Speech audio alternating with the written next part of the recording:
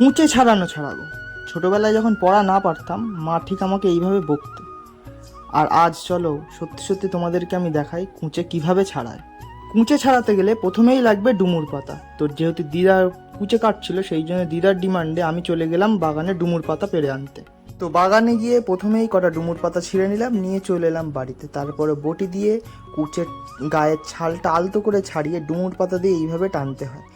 এক দুবার ফলস খাওয়ার পরে কি সুন্দর কুঁচের ছালটা ছাড়িয়ে গেল। আচ্ছা ভাবো তো, যদি ছোটোবেলায় আমাদেরও মা এইভাবে ছাল ছাড়াতো কি হতো আমাদের। আসলে আমি কুঁচে খেতে খুব ভালোবাসি, সেই জন্য কাল আমার একটা মামা এই কুঁচেটা আমাকে দিয়েছিল।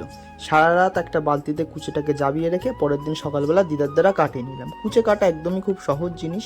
প্রথমে মাথাটাকে বাদ দিয়ে দিতে হবে, মাথাটা নেওয়া যায় না। তারপর পুরো শরীরটাকে ছোট ছোট পিস করে কাটতে হবে।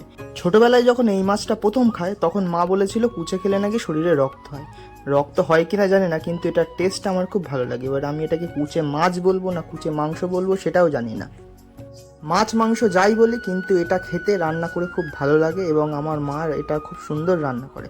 বলতে বলতে তো বলাই হলো না, এর মধ্যে একটা বড় নাড়ি থাকে যেটা আপনারা ভিডিওতে দেখেছেন, সেটাকে কেটে বাদ দিতে হয়।